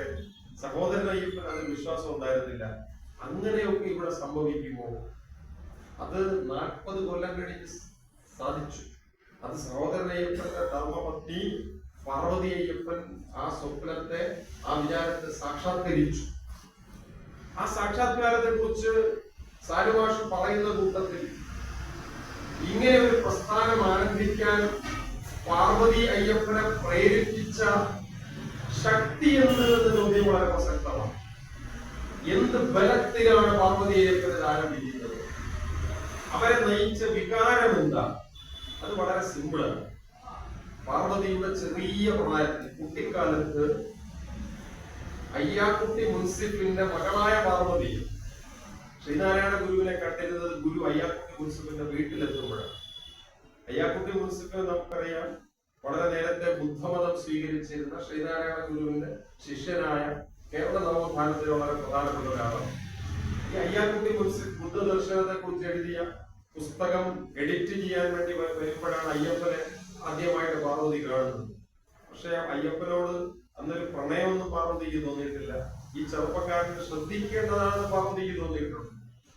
പക്ഷെ അതിനു മുമ്പ് കുട്ടിക്കാലത്ത് പാർവതി പറയുകയാണ്, വീട്ടിലേക്ക് അച്ഛനെ കാണാൻ ഗുരു വരുമ്പോൾ ഗുരുവിനെ സ്വീകരിക്കാൻ ഞങ്ങളെയാണ് അച്ഛൻ അപ്പ നിർത്തിയിരുന്നത്. അപ്പൊ താരത്തിൽ കൽക്കണ്ടം, പഴം, പൂക്കൾ, മധുര പലഹാരങ്ങളൊക്കെ വെച്ചിരിക്കും. ഇതുമായി ഞങ്ങൾ ഗുരുവിനെ സ്വീകരിക്കാൻ നിൽക്കുന്നു. ഞങ്ങൾ കുഞ്ഞുങ്ങളുടെ അടുക്കൽ വന്നിട്ട് ഗുരു ഇതൊക്കെ വാരിയിട്ട് ഞങ്ങൾക്ക് തന്നെ തരും. ഇത് ആക്ച്വലി ഒരു കമ്മ്യൂണിക്കേഷനാണ്, കമ്മ്യൂണിക്കേഷന്റെ തിയറിയാണ്. ഇപ്പൊ ഇക്കാലത്ത് ഇപ്പൊ നമ്മളൊക്കെ കാണുന്ന പോലെ കുഞ്ഞുങ്ങളുടെ പാത്രത്തിനെടുത്ത് തിന്നാൻ ആഹ്ലാദം കാണിക്കുന്നവരാണല്ലോ നമ്മൾ കാണുന്നത്. പക്ഷെ ഗുരു അത് കഴിക്കുകയല്ല ചെയ്യുക. ഗുരു ഈ നിൽക്കുന്ന കുട്ടിക്ക് തന്നെ ഈ ഫലം കൊടുക്കും. ഇതൊരു സത്യത്തിൽ ഇതൊരു കമ്മ്യൂണിക്കേഷനാണ്. കമ്മ്യൂണിക്കേഷന്റെ തിയറി അനുസരിച്ച് ഇതിനെ പരിശോധിച്ച് നോക്കണം. നമ്മൾ മറ്റൊരാളോട് എങ്ങനെ സംസാരിക്കും, നമ്മൾ മറ്റൊരാളോട് എങ്ങനെ ഇടപെടും എന്നതിനൊരു പുതിയ പ്രാക്ടീസ് ഗുരു പഠിപ്പിച്ചു തരികയാണ്. ഈ പ്രാക്ടീസിനിടയിൽ ഗുരു ഒരു കാര്യം പാർവതിയോട് പറയുന്നുണ്ട്, മോളെ നല്ലതുപോലെ പഠിക്കണം. അതായത് അടുക്കളപ്പണി നല്ലതുപോലെ ചെയ്യണമെന്നാണ് അതുവരെ പെൺകുട്ടികളോട് പറഞ്ഞത്. നല്ലതുപോലെ ഭക്ഷണം ഉണ്ടാക്കി പഠിക്കണം. ഗുരു അങ്ങനെയല്ല പറഞ്ഞത്, പാത്രം കഴുകാൻ പഠിക്കണമെന്നല്ല പറഞ്ഞത്. നീ നല്ലതുപോലെ പഠിക്കണം. പഠിച്ച് പഠിച്ച് നീ വലുതാകും, എന്നിട്ട് നീ ജോലി നേടും. അതുകൊണ്ട് അവസാനിക്കുന്നില്ല, നീ അന്യർക്ക് ഉപകാരം ചെയ്യുന്ന ഒരു വലിയ സേവികയായി നീ മാറണം, സമൂഹത്തിന്റെ സേവികയായി മാറണം. ഇതൊരു കൊച്ചുകുട്ടിയുടെ മനസ്സിലേക്ക് ഒരു സാധനം എറിഞ്ഞിട്ട് കൊടുക്കുക, അത് അവിടെ കിടന്ന് എങ്ങനെ പ്രവർത്തിക്കുമെന്നതിന്റെ സാക്ഷാത്കാരമാണ് നമ്മൾ ഈ കാണുന്നത്. ഈ ഭാഷ ഗുരു പ്രയോജനത്തെ കുറിച്ച് വേറെ സന്ദർഭത്തിൽ നിരന്തരമായി ഞാൻ പ്രസംഗിച്ചിട്ടുണ്ട്. അത് ലളിതാംബിക അന്തർജനത്തോട് ഗുരു പറഞ്ഞ വാക്യമാണ്. അഗ്നിസാക്ഷി എഴുതിയ ലളിതാംബിക അന്തർജനത്തെ കുറിച്ച് നമുക്കറിയാം. ആ ലളിതാംബിക ശിവഗിരിയിലെത്തിയ സമയത്ത് കൊച്ചു ലളിതാംബികയുടെ അച്ഛൻ ഗുരുവിനോട് സംസാരിച്ചുകൊണ്ടിരിക്കുക. രാഷ്ട്രീയ പ്രവർത്തകനായ അദ്ദേഹത്തിന്റെ പിതാവ് ലളിതാംബികയുടെ അച്ഛൻ ഈ കൊച്ചു കുഞ്ഞ് പക്ഷികളെ പിടിക്കാൻ, തുമ്പികളെ പിടിക്കാൻ ശിവഗിരിയിൽ ഓടിക്കളിക്കുന്നത് ഗുരു ഇടക്കിടയ്ക്ക് പാത്ത് കാണുന്നുണ്ട്, നോക്കുന്നുണ്ട്. ഈ കുട്ടി പക്ഷിയെ കിട്ടാതെ, തുമ്പിയെ കിട്ടാതെ കുറെ കഴിഞ്ഞ് ഈ സംഭാഷണ മധ്യേ ഗുരുവിന്റെ അടുക്കൽ വന്നിരിക്കും. അപ്പൊ സ്വാമി ചോദിക്കും, പക്ഷിയെ കിട്ടിയോ? ഇല്ല അപ്പൂപ്പ, എനിക്ക് ഒന്നിനെയും കിട്ടിയില്ല. അടുത്ത് പറയുന്ന വാക്യം ശ്രദ്ധിച്ചു നോക്കൂ, പക്ഷിയെ പിടിക്കണമെങ്കിൽ പക്ഷിയെ പോലെ ചിറകുകൾ വേണം. ഈ നമ്മളീ പറയുന്ന ആത്മോപദേശ ശതകവും ദർശനമാലയും എഴുതിയ അതേ ഗുരു തന്നെയാണ് ഈ കുഞ്ഞിനോട് സംസാരിക്കുന്നത്. പക്ഷിയെ പിടിക്കണമെങ്കിൽ പക്ഷിയെ പോലെ ചിറകുകൾ വേണം. അന്തർജനം പിൽക്കാലത്ത് പറയാതെ പറഞ്ഞിട്ടുണ്ട്, ആ വാക്യം എനിക്ക് 2 ചിറകുകൾ തന്നു, ആ 2 ചിറകുകൾ വെച്ച് ഞാൻ പറന്നു. ഇതിപ്പോ നമ്മുടെ ചരിത്രത്തിൽ ആത്മകഥയ്ക്ക് ഒരു ആമുഖത്തിൽ അന്തർജനം എഴുതിയതുകൊണ്ടല്ലേ ഇത് അറിഞ്ഞത്. ഇതൊന്നും എഴുതാതെ, സാനുമാഷ് എഴുതാതെ ഈ കേരളത്തിൽ എത്രയോ മനുഷ്യരുടെ ബയോഗ്രാഫികളിൽ ഈ വാക്യം ഉണ്ടാകും. സഹോദരനെയും നേതൃത്വം കൊടുത്ത് നടത്തിയ മഹത്തായ വിശ്വഭോജനത്തിന്റെ നൂറ്റാണ്ടാണല്ലോ നമ്മൾ കടന്നു പോകുന്ന ഈ കാലം. 110 വർഷമായി ആ വിശ്വഭോജനത്തിൽ പങ്കെടുത്ത ഒരു മഹാമനുഷ്യന്റെ മകനാണ് കേരളത്തിലെ പരിസ്ഥിതി പ്രസ്ഥാനത്തിന് നേതൃത്വം കൊടുത്ത പ്രസാദ് മാഷ്. പ്രസാദ് മാഷ് സൈലന്റ് വാലി സമരത്തിന് നേതൃത്വം കൊടുത്ത് കേരളത്തിന്റെ പാരിസ്ഥിതിക സമര പ്രവർത്തനത്തെ മുന്നോട്ട് കൊണ്ടുപോയി. ആ പ്രസാദ് മാഷിന് തന്റെ ഈ പാരിസ്ഥിതിക സംസ്കാരം കിട്ടിയത് സഹോദരനയ്യപ്പനും ശ്രീനാരായണ ഗുരുവും വിതച്ചിട്ട സാംസ്കാരിക അന്തരീക്ഷത്തിൽ നിന്നാണെന്ന് പറയുമ്പോൾ നമ്മൾ ഈ വേല ചെയ്യുന്ന മനുഷ്യരോടും കുഞ്ഞുങ്ങളോടും ഏത് നാക്കുകൊണ്ട് സംസാരിക്കണമെന്നുള്ളത് ഒരു പ്രധാനപ്പെട്ട ചോദ്യമല്ലേ. അവരെ ഭയപ്പെടുത്തുന്ന സംഭാഷണമാണ് നമ്മൾ അവർക്കിടയിൽ നിന്ന് സംസാരിക്കുന്നതെങ്കിൽ അവർ ജീവനും കൊണ്ട് ഓടിപ്പോവുക തന്നെ ചെയ്യും. നേരെ മറിച്ച് ഗുരു ആരാണെന്ന് അവരോട് സംസാരിക്കുന്ന ലളിതമായ യുക്തികൾ നമ്മൾ വികസിപ്പിച്ചെടുക്കേണ്ടതല്ലേ. അതിലാരംഭിച്ച് ഗുരുവിനെ നമുക്ക് ഏതൊക്കെ വിജ്ഞാന മണ്ഡലത്തിന്റെ തലത്തിലേക്ക് വികസിപ്പിച്ചു കൊണ്ടുപോകാം. അതിലൊരു പ്രധാനപ്പെട്ട കാര്യമാണ് ശിവഗിരി തീർത്ഥാടനത്തിന്റെ ഘട്ടത്തിൽ ഗുരു കിട്ടൺ റൈറ്ററോടും വൈദ്യരോടും പറഞ്ഞ വളരെ പ്രധാനപ്പെട്ട ഒരു കാര്യം, നിങ്ങൾ തീർത്ഥാടനം എന്ന് പറഞ്ഞിട്ട് നാട്ടിലെ ഏറ്റവും വലിയ വണ്ടിയൊക്കെ വിളിച്ച് ആർഭാടത്തോടു കൂടി വരേണ്ട കാര്യമൊന്നുമില്ല. ഗുരു ഇടത്തെ കൈ എണ്ണിയാണല്ലോ പറയുന്നത്. കൈ ഇങ്ങനെ എണ്ണിയിട്ട് 3 ഉറുപ്പിക, അതോ 2ആണോ? 3 ഉറുപ്പിക ഉണ്ടെങ്കിൽ കോട്ടയത്ത് നിന്ന് ഒരാൾക്ക് ശിവഗിരിയിൽ വന്ന് തീർത്ഥാടനവും കഴിഞ്ഞ് തിരിച്ച് വീട്ടിലേക്ക് പോകുമ്പോൾ ചില്ലറ തുട്ടുകൾ കയ്യിലുണ്ടാവും എന്ന് ഗുരു പറഞ്ഞു. ഇന്നും അത് സാക്ഷാത്കരിക്കാൻ 3 ഉറുപ്പിക, അന്നത്തെ 3 ഇന്ന് ഒരുപാട് പൈസയായി. പക്ഷെ ഇന്നും 3 ഉറുപ്പിക പോലും ചെലവാക്കാതെ കോട്ടയത്ത് നിന്ന് നടന്ന് ശിവഗിരിയിൽ വന്ന് തീർത്ഥാടനവും കഴിഞ്ഞ് ഗംഭീരമായി ഭക്ഷണത്തിന് പോലും മുട്ടുമില്ലാതെ തിരിച്ച് എത്തിയിടത്ത് നാഗമ്പടത്ത് തന്നെ തിരിച്ചു ചെല്ലുന്ന എത്രയോ തീർത്ഥാടകരുണ്ടെന്ന് നമ്മൾ ആലോചിക്കണം. ഈ വിരല് ഗുരു എടുത്തുയർത്തി എണ്ണുമ്പോൾ തന്നെ ഗുരു അതിനെ ചരിത്രത്തിലേക്ക് ഉറപ്പിച്ചു. ഇതാ 3 ഉറുപ്പിക ഞാൻ വളരെ സ്റ്റേബിൾ ആയിട്ട് നിർണയിച്ചിരിക്കുന്നു, നിങ്ങൾക്ക് തിരിച്ചു വീടെത്തുമ്പോൾ ആ തുക ബാക്കിയുണ്ടാകുമെന്നുള്ളത്. ആ അർത്ഥത്തിലാണ് കൃഷ്ണയില് ഈ സെന്റർ ഉദ്ഘാടനം ചെയ്യുമ്പോൾ അത് പ്രസംഗത്തിൽ പറഞ്ഞ കാര്യം. ഈ ഫിലോസഫർ, ഈ സെയിന്റ് നാം ജീവിക്കുന്ന ചരിത്രത്തെ മാറ്റിമറിച്ചത് എങ്ങനെ എന്ന് അനന്തര തലമുറകൾക്ക് പറഞ്ഞു കൊടുക്കാനുള്ള ഒരു കർത്തവ്യം നമ്മൾ ഏറ്റെടുത്തില്ലെങ്കിൽ പിന്നെ നമ്മൾ സ്വാർത്ഥമതികളാണ് എന്നല്ലാതെ മറ്റൊന്നാണ് നമുക്ക് പറയാൻ പറ്റുക. ഒരർത്ഥത്തിൽ എനിക്ക് അത് പറയാൻ തോന്നിയ ഒരു പ്രധാനപ്പെട്ട സംഗതി ശ്രീനാരായണ വിജ്ഞാനീയം എന്നൊരു തത്വത്തിലൂടെ, അത് കുറച്ച് ഫിലോസോഫിക്കായിട്ട് തന്നെ നമുക്ക് പറയാം. ഈ അറിയൽ എന്ന് പറയുന്ന പ്രക്രിയ, നോയിങ് എന്ന് പറയുന്ന പ്രക്രിയ, അറിവ് എന്ന് പറയുന്ന പ്രക്രിയ, നോളജ് എന്ന് പറയുന്ന പ്രക്രിയ, അറിയൽ ദാറ്റ് മീൻസ് നോയിങ്. അറിയൽ എന്ന് പറയുന്ന ഒരു പ്രോസസ് ആണല്ലോ. ഇപ്പോഴും നമ്മൾ ചിലത് അറിഞ്ഞുകൊണ്ടിരിക്കുന്നുണ്ട്, ഈ സംസാരിക്കുമ്പോഴും ഞാൻ ചിലത് അറിഞ്ഞുകൊണ്ടിരിക്കുന്നുണ്ട്. അത് ഇപ്പതാ 1 മണിക്കൂർ സമയമാവും, നീ 1 മണിക്കൂറിനകത്ത് നിർത്തണമെന്നുള്ളതാണ്. ഇതൊരു അറിയലാണ്. ഞാനിവിടെ വിസരണം ചെയ്യുന്ന അറിവ് അത് ഉള്ള കാലം മുഴുവൻ സ്ഥിരമായിരിക്കുമെന്ന് പറയുന്നത് അറിവിന്റെ സംസ്കാരത്തോട് നമ്മൾ ചെയ്യുന്ന തെറ്റാണ്. അങ്ങനല്ല. അറിയൽ എന്ന പ്രക്രിയ നിരന്തരമായി പരിണമിച്ചുകൊണ്ടേയിരിക്കുന്നു എന്നുള്ളതാണ് ജ്ഞാനത്തിന്റെ ശാസ്ത്രം. പക്ഷെ അപ്പോഴും പരിണമിക്കാതെ നിൽക്കുന്ന ചില വാസ്തവങ്ങൾ ഉണ്ട് എന്നുള്ളതിനെയാണ് ഗുരു എപ്പോഴും ഏകം ഏകം ഏകം എന്ന് പറഞ്ഞുകൊണ്ടിരുന്നത്.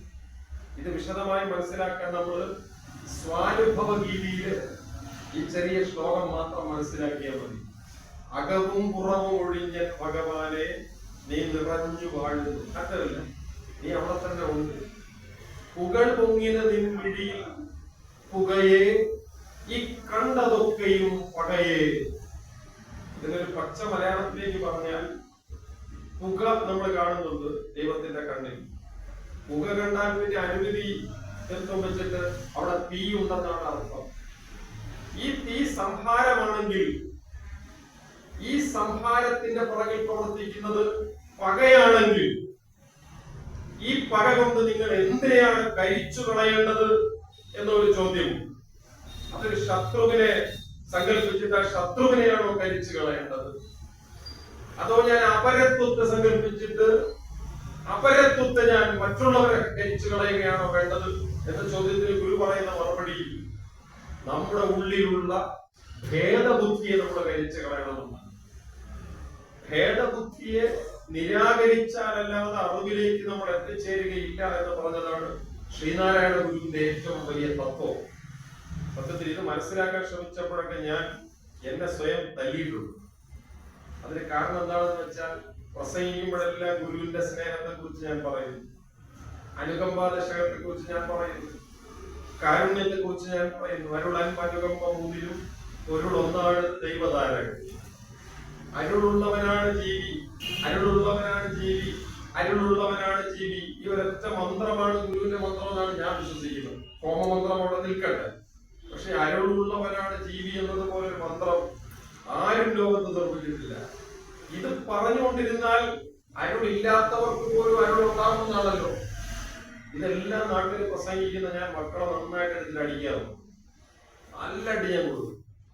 അടി കൊടുത്തിട്ട് പിന്നെ ഈ കുറ്റബോധമാണ്. ഞാൻ ഗുരുവിനെ കുറിച്ച് പറയുന്നവർ, ഗുരു ദർശനത്തെ കുറിച്ച് പ്രസംഗിക്കുന്നവർ, കരുണ അനുകമ്പ അരുളിനെ കുറിച്ച് പറയുന്നവർ, തല്ലി പദം വരുന്ന പിള്ളേരെ ഇവിടെ കിടത്തിയിട്ട് കുറ്റബോധത്തോടെ ഞാൻ അവരുടെ അടുത്ത് പോയിട്ട് ഞാൻ പറയാറുണ്ട്, ഞാൻ ചെയ്തത് തെറ്റാണ്, നിങ്ങൾക്ക് നൊന്തിട്ടുണ്ടോ?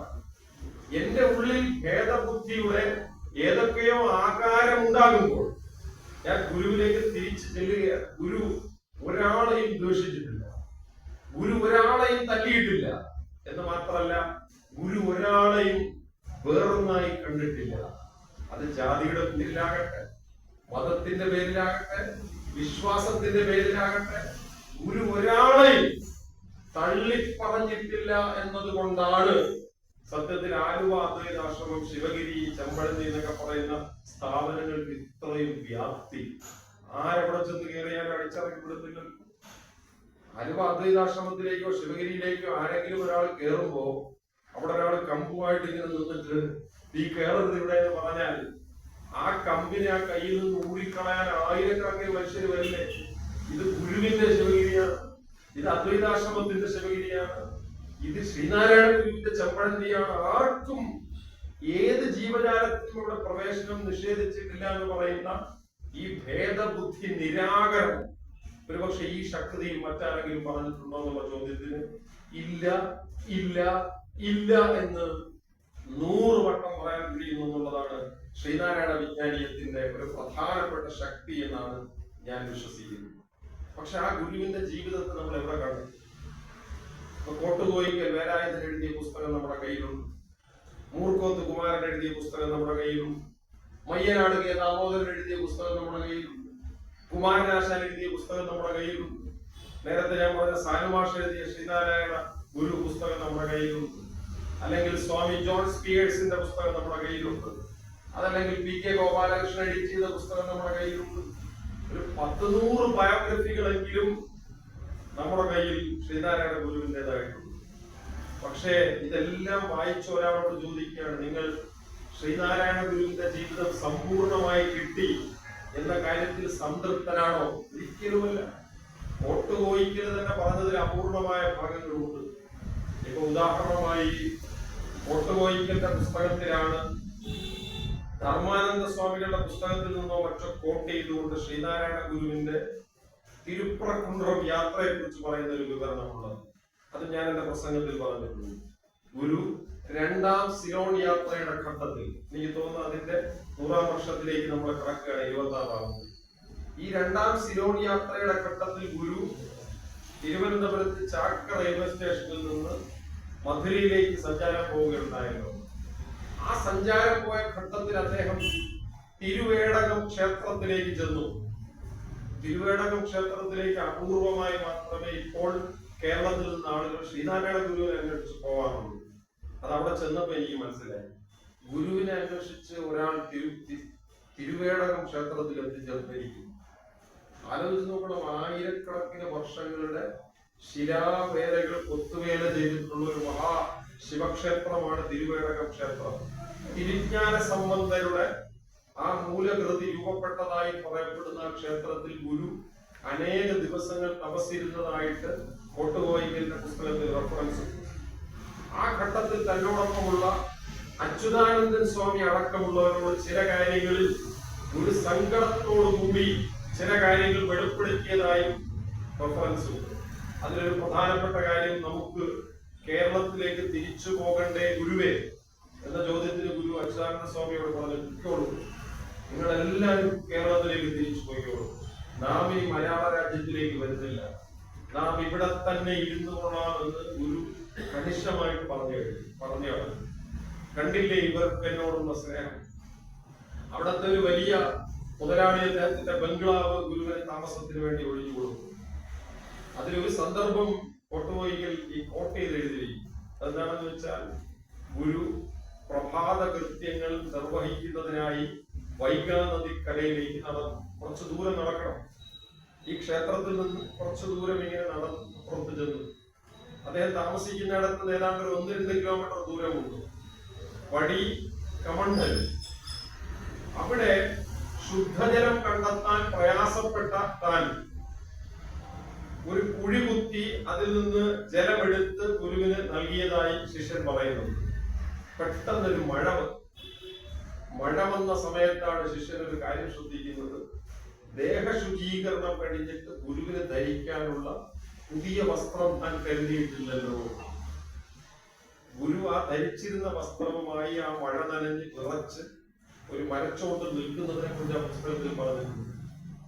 ഗുരു ഒരുപക്ഷെ ആലോചിച്ചിട്ടുണ്ടാവണം തന്നോടുള്ള ഈ ശിഷ്യരുടെ കരുതൽ എത്രമേൽ സങ്കടകരമായിരിക്കുന്നു എന്ന് പറയുന്ന ഒരു വിഷമം ഉള്ളിൽ വെച്ചിട്ട് ഗുരു അവിടെ നിന്ന് ഒരുപാട് നാഴികൾ അപ്പുറത്തുള്ള ഷോളബന്ധാൻ സ്റ്റേഷനിൽ ഇരുന്നതിനെ കുറിച്ച് അതിൽ പറഞ്ഞിട്ടുണ്ട്.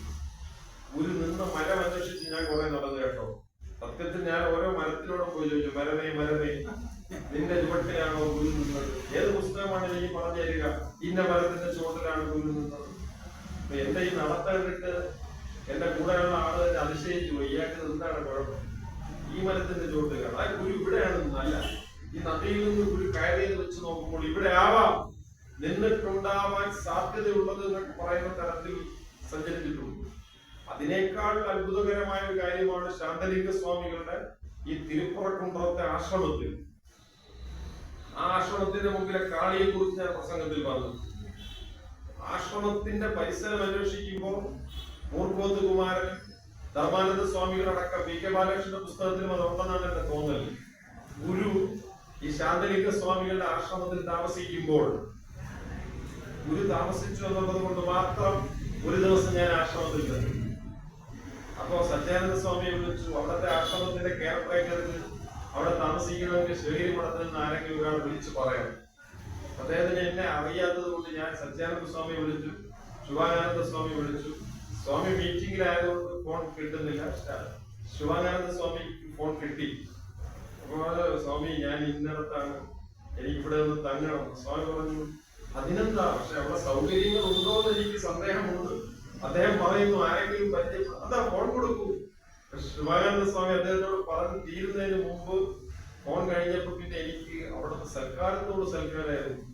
അദ്ദേഹം ദോശയ്ക്ക് മാവെടുക്കുന്നു, ദോശ ഉണ്ടാക്കി തരുന്നു, ചായ ഉണ്ടാക്കി തരുന്നു, ആശ്രമത്തിൽ അങ്ങ് കിടന്നുകൊണ്ടും പായ വരുന്നു, വെട്ട പോലെയുള്ള തരുന്നു, കിടക്കുന്നു. തലയാണ് ആ തിരുപ്പറക്കുണ്ടം ശാന്തലിംഗ സ്വാമിയുടെ ആശ്രമത്തിൽ തങ്ങിയ രാത്രിയുണ്ടല്ലോ, ഞാൻ എന്റെ ജീവിതത്തിൽ ഒരിക്കലും മറക്കത്തില്ല. നിങ്ങൾ മധുരയിൽ ചെല്ലുമ്പോ ഞാൻ നിങ്ങളോട് റിക്വസ്റ്റ് ചെയ്യുക, അവിടുത്തെ കെയർ ടേക്കർ അനുവദിക്കുമെങ്കിൽ ആ തിരുപ്പറക്കുണ്ടം ആശ്രമത്തിൽ ആ സൗകര്യത്തിൽ ഒരു ദിവസം കിടക്കുന്നത് ജീവിതത്തിൽ ഒരു അസുലഭമായ രാത്രിയായിരിക്കും എന്നുള്ള കാര്യത്തിൽ സംശയമില്ല. പക്ഷെ അവിടെ താമസിക്കുന്ന ഘട്ടത്തിൽ ഞങ്ങളുടെ ശ്രമം ഗുരു ഈ ആശ്രമത്തിൽ വരുമ്പോഴൊക്കെ മുട്ടയരശി എന്ന് പറയുന്ന ഒരു വനത്തിലേക്ക് നടക്കാൻ പോയിരുന്നു എന്നുള്ളതിനെ കുറിച്ച് റെഫറൻസ്. മുട്ടയരശി അന്വേഷിച്ച് ആർക്കും അറിഞ്ഞു ആ സ്ഥലം എവിടെയാണ്. ഒരു വൃദ്ധൻ എന്നോട് പറഞ്ഞു അങ്ങനെ ഒരു സ്ഥലമുണ്ട്, നിങ്ങൾ ഇന്ത പാക്കും മലയില്ല. മല എന്ന് പറഞ്ഞാൽ ചെറിയ മലയല്ലത്, ഒരൊറ്റ പാറ എടുത്തു വെച്ച ഒരു മഹാമല. ആ മലയുടെ മുൻകുത്തി പോലെയാണ് ഈ ആശ്രമം ഇരിക്കുന്നത്. ഈ മലക്കപ്പുറം താൻ മുട്ടയരശി.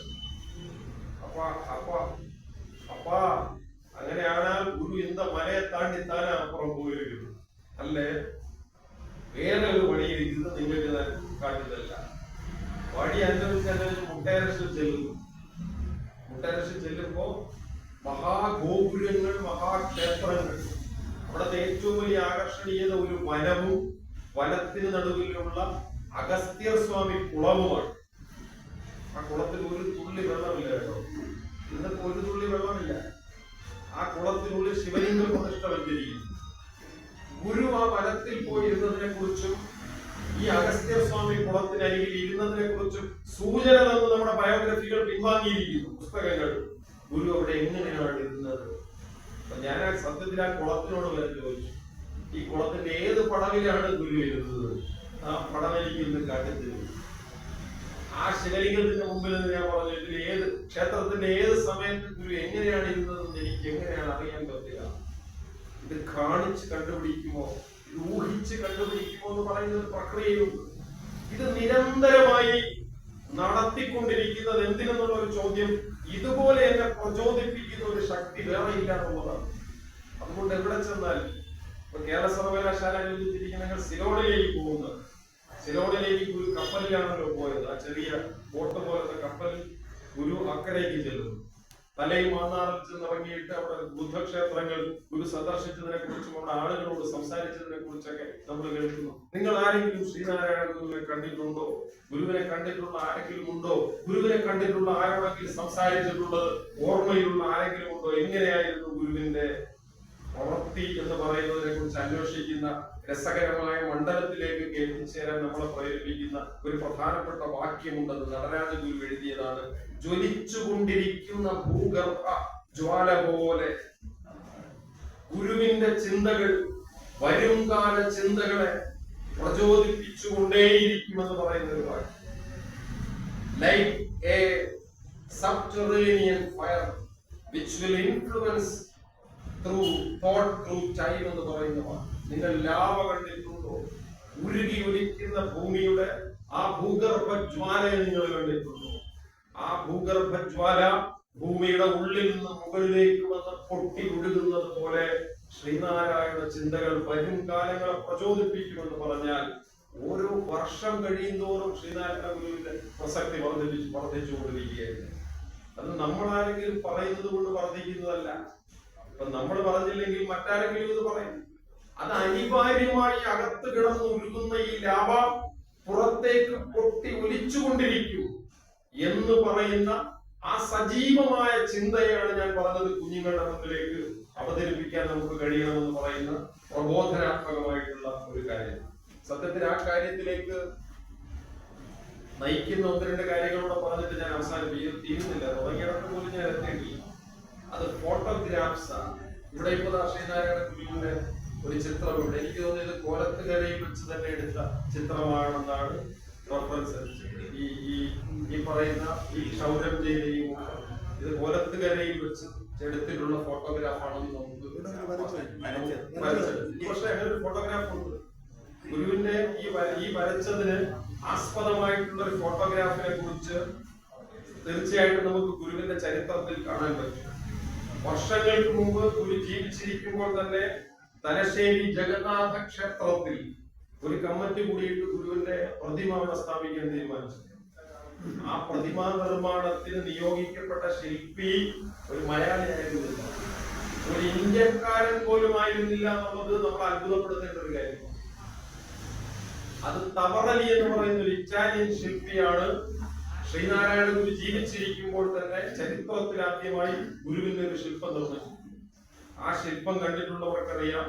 ആ ശില്പം ഒരല്പം തോള് കുനിഞ്ഞ് ഇങ്ങനെ ഇരിക്കുന്ന രൂപത്തിലാണ് അത് നിർമ്മിച്ചിട്ടുള്ളത്. ജഗന്നാഥ ക്ഷേത്രത്തിലെ ആ ശില്പം കണ്ടിട്ടുള്ളവർക്കറിയാം, തോള് കുനിഞ്ഞ് ഇങ്ങനെ ഇരിക്കുന്ന ഒരു ശില്പം. ഒരുപക്ഷെ ആ ശില്പത്തോട് സമാനതയുള്ള ഒരു കൗപീനധാരിയായ ശില്പമുണ്ട്. അത് ഊട്ടിയിലെ ഫേൺ ഹില്ലിലെ ശ്രീനാരായണ ഗുരുകുലത്തിന്റെ പിറകിൽ ഉയർത്തി വെച്ചിരിക്കും. പടിഞ്ഞാറേക്ക് ഗുരുകുലത്തിലുണ്ട്. ഗുരുകുലത്തിൽ നിർമ്മിച്ചിരിക്കുന്ന ആ ശില്പത്തിന്റെ അതേ മാതൃകയിൽ ഫേൺ ഹില്ലിൽ നിർമ്മിച്ചു. പക്ഷെ ആ ശില്പത്തിന് ഊട്ടിയിലെ ഫേൺ ഹില്ലിൽ ഒരു പ്രത്യേകതയുണ്ട്. പ്രത്യേകത എന്താണെന്ന് വെച്ചാൽ ഊട്ടിയിൽ ട്രാവൻകൂർ സർക്കാർ ശ്രീനാരായണ ഗുരുവിന് അനുവദിച്ചു കൊടുത്ത 4.5 ഏക്കർ സ്ഥലത്തെ എന്തു ചെയ്യണമെന്ന ചോദ്യത്തിന് നടരാജ ഗുരുവാണ് നമുക്കവിടെ ശ്രീനാരായണ ഗുരുകുലം കെട്ടണം എന്ന് തീരുമാനിച്ചിട്ട് ആ ഗുരുകുലത്തിന് സ്ഥാനം നിർണ്ണയിക്കാൻ ശ്രീനാരായണ ഗുരു ഊട്ടിയിൽ ചെല്ലുന്നു. ഊട്ടി ആ കുന്ന് കയറി ഇന്നിപ്പോ ഗുരുകുലം ഇരിക്കുന്ന സ്ഥലത്ത് ചെന്നിട്ട് ഗുരു ചൂണ്ടിക്കാണിച്ച് പറഞ്ഞു ഇവിടെ ഗുരുകുലമായാൽ കൊള്ളാം. ആ സ്ഥലത്ത് ഗുരുകുലത്തിന്റെ ഒരു ധ്യാന മണ്ഡപം നിർമ്മിച്ചു വെച്ചിരിക്കുന്നു. തീപ്പട്ടിക്കൂട് പോലെ അതിനപ്പുറത്തൊരു കെട്ടിടം നമുക്ക് കാണാം. പണ്ട് ആദ്യം നടരാജ ഗുരു തപസ്സനുഷ്ഠിച്ചിരുന്ന ചെറിയ മുറി നമുക്ക് കാണാൻ പറ്റും. ഈ കൗപീന മാത്രധാരിയായ ശ്രീനാരായണ ശില്പത്തിന് ഏതാണ്ട് ഇങ്ങനെ ഒരല്പം കുനിഞ്ഞ ഒരു രൂപത്തിലാണ് നിർമ്മിച്ചു വെച്ചിരിക്കുന്നത്. സത്യത്തിൽ ഈ മുതുകലില് അല്പം കൂനിയിരിക്കുന്ന ഈ ശില്പാകൃതിയെ നിങ്ങൾക്ക് എന്തിനോട് ബന്ധിപ്പിക്കാൻ കഴിയുമെന്നാൽ അത് കരുണയുടെ പ്രതിബിംബമാണ്.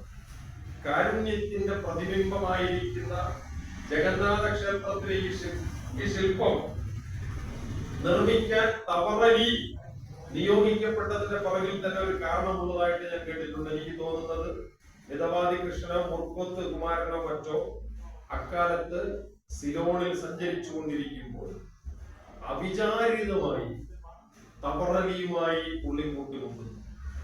ശില്പനിർമ്മാണത്തിന്റെ പണം ശേഖരിക്കുന്ന പ്രക്രിയ സിലോണിൽ നടക്കുമ്പോൾ ലോകപ്രശസ്തനായ ശില്പി തബറലി ബുദ്ധ പ്രതിമകളെ കുറിച്ച് പഠിക്കാൻ ശ്രീലങ്കയിലുണ്ട്. അക്കാലത്ത് തബറലിയിലേക്ക് ശ്രീനാരായണ ഗുരുവിന്റെ ശില്പനിർമ്മാണം എത്തിച്ചേരുന്നു. നോക്കൂ, ഒരു ഇന്ത്യൻ ശില്പിക്കല്ല ഭാഗ്യമുണ്ടായത്. ആ ശില്പം നിർമ്മിച്ചുകൊണ്ടിരിക്കുന്ന ഘട്ടത്തിലാണല്ലോ ഗുരു ആ ശില്പത്തെ കണ്ടിട്ട് ഒരു ചോദ്യം ചോദിച്ചിട്ടുണ്ട്. ഇത് കൊള്ളാം, ഇതിനാവുമ്പോ പിന്നെ വെള്ളവും തീറ്റയും ഒന്നും വേണ്ടല്ലോ, ഇതെങ്ങനെ ഇരുന്നുള്ളൂ എന്ന് പറയുന്ന ഒരു നർമ്മം കൊണ്ടാണ് ഗുരു ആ ശില്പത്തെ അടയാളപ്പെടുന്നത്. പക്ഷെ അതിനിടയിൽ നടന്ന രസകരമായ ഒരു സംഭാഷണം കൂടിയുണ്ട്. അത് മറ്റൊന്നുമല്ല, ഗുരുവിന്റെ ഈ ശില്പം നിർമ്മിക്കുന്നതിന് തബറലിക്ക് ഒരു ഫോട്ടോ അയച്ചു കൊടുക്കണമല്ലോ. ആ ഫോട്ടോ എടുക്കാൻ വേണ്ടി തലശ്ശേരിയിൽ നിന്ന് mister Pattatheri Sekharan, T Sekharan photographer ശിവഗിരിയിൽ. അപ്പോ പട്ടാത്തേരിയോട് ഗുരു ചോദിച്ചു, ആ നാണയത്തിലൊക്കെ ഉള്ള മാതിരി തിരിഞ്ഞിരിക്കുന്ന ഫോട്ടോ ആയിരിക്കും നല്ലതല്ലയോ? പട്ടാത്തേരി അത്ഭുതപ്പെട്ടു പോയി. ഞാൻ അങ്ങനെ ഒരു ഫോട്ടോ എടുക്കാൻ വേണ്ടി ആഗ്രഹിച്ച് ഇവിടെ എത്തുന്നു. നാണയത്തിൽ നമ്മൾ രാജാവിലേക്ക് കാണുന്ന മാതിരി ഒരു ഭാഗമല്ലേ കാണുന്നുള്ളൂ തിരിഞ്ഞ്. അങ്ങനെ ഒരു ഫോട്ടോ എടുത്തിട്ട് അതിന്റെ സിമെട്രി തബറലിക്ക് അയച്ചു കൊടുത്തു. പക്ഷെ അവിടെ വെച്ച് നടന്ന വേറൊരു രസകരമായ സംഭാഷണമുണ്ട്. അത് ശ്രീനാരായണനിലെ നർമ്മബോധത്തെ കൃത്യമായി നമുക്ക് കാണിച്ചു തരും. ഈ പട്ടാത്തേരി ശേഖരനോട് ഗുരു ചോദിച്ചു, എവിടെ നിന്ന് വരുന്നു? തലശ്ശേരിയിൽ നിന്ന് വരുന്നു. സ്വാമിയുടെ പ്രതിമ നിർമ്മിക്കുന്നതിന് വേണ്ടി ഫോട്ടോ എടുക്കാൻ അവരൊക്കെ കൂടെ എന്നെ അയച്ചതാണ്. ഗുരുദേവൻ ചോദിച്ചു, അറിയാമോ? അത് ഫോട്ടോ എടുക്കാൻ അറിയാമോ എന്നാണ് ചോദ്യം. അക്കാലത്ത് ഫോട്ടോഗ്രാഫി അതിന്റെ ബാല്യദശയിലാണ് കേരളത്തെ സംബന്ധിച്ച്. ഇപ്പൊ ഇത് കാണുമ്പോൾ നമുക്കൊരു പേടിയില്ലല്ലോ, ഫോൺ ഇങ്ങനെ ഇരിക്കുകയാണ്.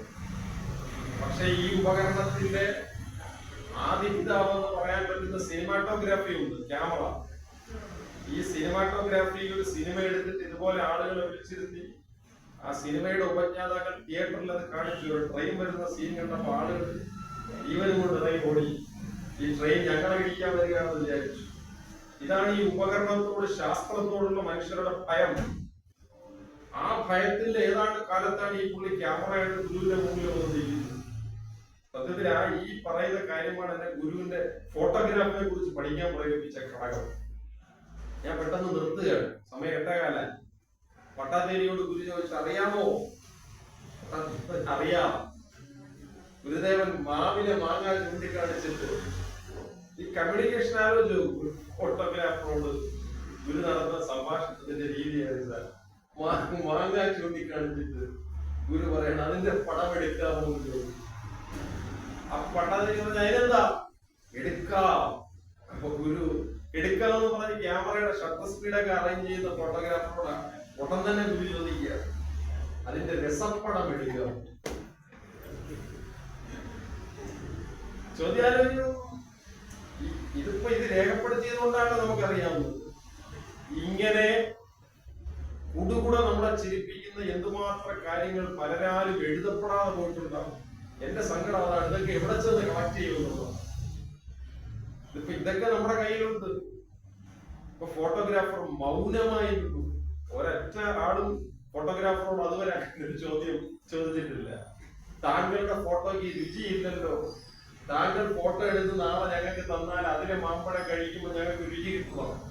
കിട്ടിയാലേ അത് രസപ്പടമായി ചെയ്യുമെന്നാണ് ഒരുപക്ഷെ ഫോട്ടോഗ്രാഫിയുടെ ചരിത്രത്തിൽ തന്നെ ആദ്യമായി ഒരു ചോദ്യം കൊടുക്കുകയാണ്.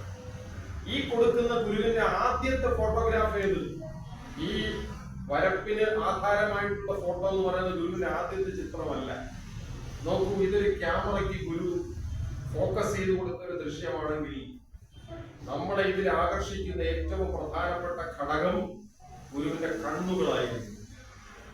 ആ കണ്ണുകൾ ടാഗോർ പറഞ്ഞതുപോലെ അനന്ത ചക്രവാളത്തിലേക്ക് തുറന്നു വെച്ചതുപോലെ ദീർഘനയനങ്ങളായിരിക്കുന്നു. ഈ കണ്ണുകളിൽ നമ്മൾ കാണുന്ന ഏറ്റവും പ്രധാനപ്പെട്ട സവിശേഷത ഗുരു ക്യാമറയെ ഭയപ്പെടുന്നില്ല എന്നുള്ളതാണ്. സത്യത്തിൽ കേരളത്തിൽ ഒരു മഹാരാജാവിന്റെ ഫോട്ടോ എടുത്തത് കണ്ടിട്ടുണ്ടോ? മഹാരാജാവിനെ ആക്ഷേപിക്കാന്നല്ല കേട്ടോ, അങ്ങനെ വിചാരിക്കരുത്. കേരളത്തിലെ ആദ്യത്തെ ഫോട്ടോഗ്രാഫുകളിലൊന്ന് ഒരു മഹാരാജാവിന്റെ ഫോട്ടോഗ്രാഫർ. മഹാരാജാവ് പേടിച്ചാണ് അത് ഈ ക്യാമറ എന്ന് പറയുന്ന സാധനം എന്നെ വിഴുങ്ങുമോ എന്ന് കഴിച്ചാണ് രാജാവ് വന്നിരിക്കുന്നു. ശ്രീനാരായണ ഗുരുവിന്റെ ലഭ്യമായ ആദ്യത്തെ ഫോട്ടോ അരുവിപ്പുറത്ത് അവധൂത കാലത്ത് എടുത്തതായി പറയപ്പെടുന്ന ഒരു ഫോട്ടോയാണ്. അത് ശ്രീനാരായണ ആൽബങ്ങളിൽ നമുക്ക് കാണാൻ പറ്റും.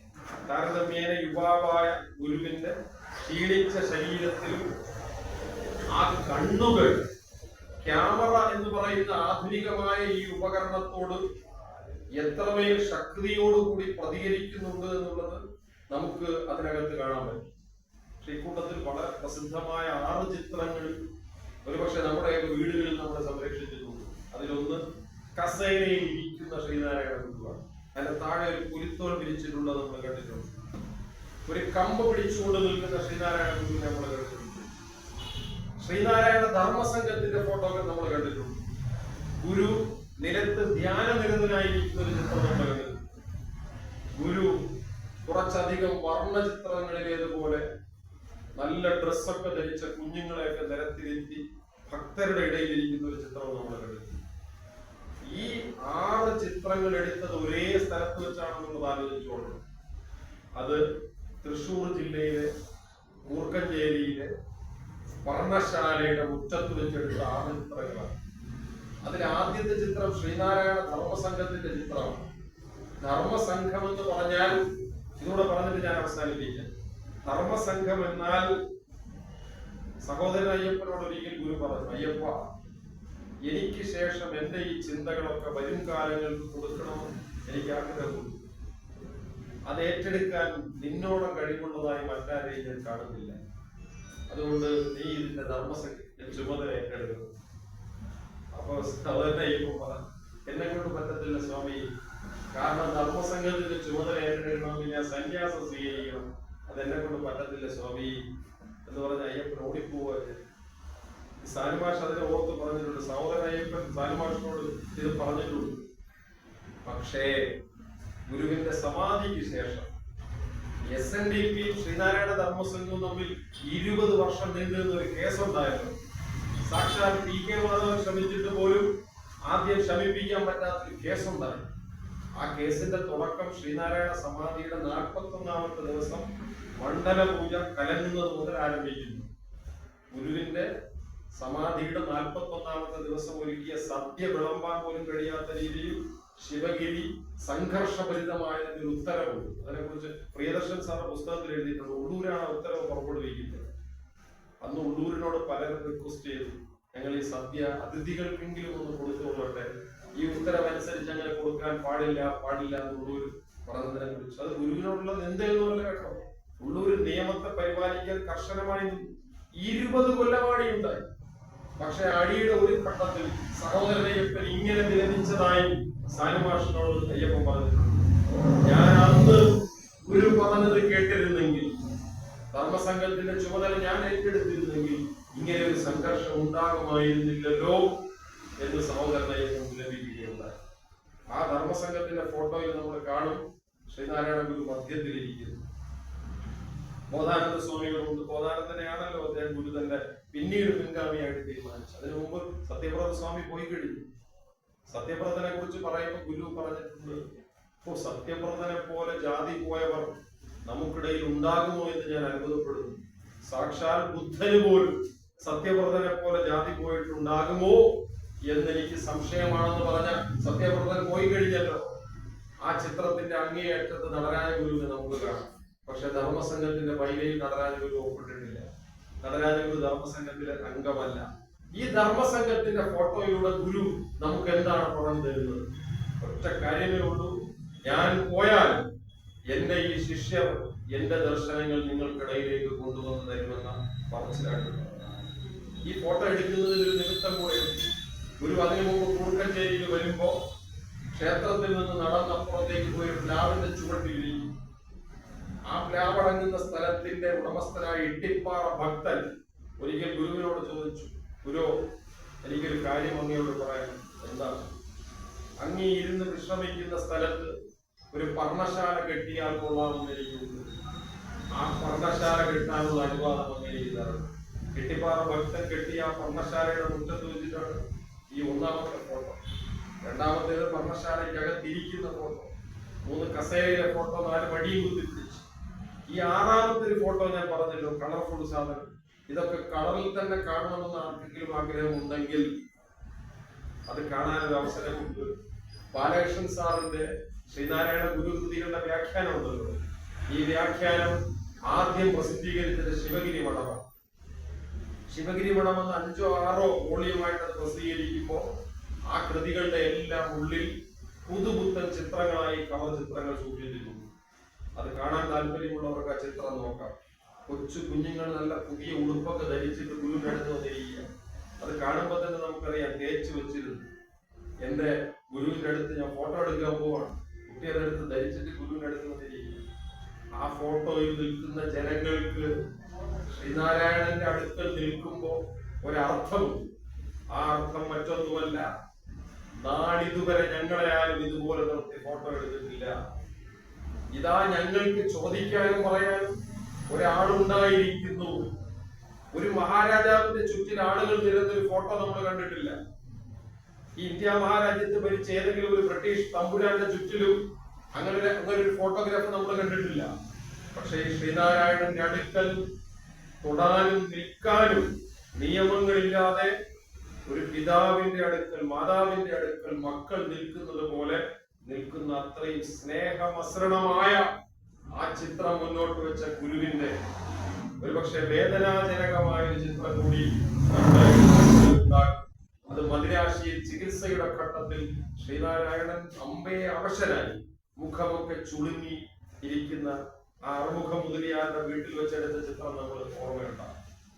ആ അവധൂത കാലത്തെ ആദ്യത്തെ കൃഷ്ണമണികളുടെ 2 ചിത്രം മുതൽ ഈ അവസാന കാലത്തെ ചിത്രം പരിശോധിക്കുമ്പോൾ നമുക്കറിയാം ഈ നയനങ്ങൾക്ക് ഒരല്പം പോലും ഇളക്കം കണ്ടിട്ടില്ല. അത്രയും ശക്തിയോടുകൂടി അത് ആത്മബോധത്തെ സ്ഫുരിക്കുന്ന 2 ജ്വാലകളായി തീക്ഷ്ണമായി ഉദിച്ചു തന്നെ നിൽക്കുന്നു എന്ന് പറയുന്ന ഘടകം നമുക്ക് ഗുരുവിന്റെ ചിത്രങ്ങളിൽ നിന്ന് പഠിക്കാൻ പറ്റും. ഇത് 2 മേഖലകളെ കുറിച്ച് മാത്രമേ ഞാൻ പറഞ്ഞിട്ടുള്ളൂ. ഗുരുവിന്റെ മൗനത്തിലേക്ക് നമുക്ക് സഞ്ചരിക്കാം, ഗുരുവിന്റെ ധ്യാനത്തിലേക്ക് നമുക്ക് സഞ്ചരിക്കാം, ഗുരുവിന്റെ കവനകലയിലേക്ക് നമുക്ക് സഞ്ചരിക്കാം, ഗുരുവിന്റെ സഞ്ചാരപാതകളിലേക്ക് നമുക്ക് സഞ്ചരിക്കാം, ഗുരുവിന്റെ പ്രഭാഷണത്തിലേക്ക് സഞ്ചരിക്കാം, ഗുരു നടത്തിയ വിമോചനത്തെ കുറിച്ച് സഞ്ചരിക്കാം, ഗുരു പരിസ്ഥിതിയെ കുറിച്ച് പറഞ്ഞ കാര്യങ്ങളിലേക്ക് സഞ്ചരിക്കാം. എന്നുള്ളതൊക്കെ മുൻനിർത്തി ആലോചിക്കുമ്പോൾ ഗുരുദർശനങ്ങൾക്ക് ഇനി ഉണ്ടാകേണ്ട പരിസരം സാമൂഹിക ജീവിതത്തിൽ ഇതിനെങ്ങനെ പ്രയോജനപ്പെടുത്താമെന്നുള്ളതാണ്. അതിനൊരൊറ്റ പ്രതിബന്ധമേ ഞാൻ കാണുന്നു. ഞാനതിനൊരൊറ്റ പ്രതിബന്ധമേ കാണുന്നുള്ളൂ. ആ പ്രതിബന്ധം മറ്റൊന്നുമല്ല, ഗുരു ഒരു പ്രത്യേക ജാതിയുടേതാണ് എന്ന് പറയുന്ന രൂഢമൂലമായ വിശ്വാസം. അത് ഗുരുവിനൊന്നും ചെയ്യാനൊന്നും പോളില്ല. ആ വിശ്വാസം വെച്ച് പുലർത്തിക്കൊണ്ടിരുന്നാൽ ആ വിശ്വാസം വെച്ച് പുലർത്തുന്നവർക്ക് ദോഷം ഉണ്ടാകുമെന്ന് മാത്രമേ ഉള്ളൂ. ഗുരു അങ്ങനെ ഒരു പ്രത്യേക ജാതിയുടേതല്ല. ഗുരു സകലമാന മനുഷ്യരുടേതും സകലമാന പ്രപഞ്ചത്തിൻ്റെതുമാണ് എന്ന് പറയുന്ന ഒരു സാർവദേശീയമായ ദർശനത്തെ മുൻനിർത്തി വേണം ശ്രീനാരായണ പഠനങ്ങൾ മുന്നോട്ട് പോകാൻ എന്നുള്ളത് പ്രഖ്യാപിക്കാൻ നമുക്ക് പറ്റണം. അത് പറ്റിയില്ലെങ്കിൽ നാം ഗുരുവിനോട് ചെയ്യുന്ന ഏറ്റവും വലിയ നിന്ദയായിരിക്കും അത് എന്നതാണ്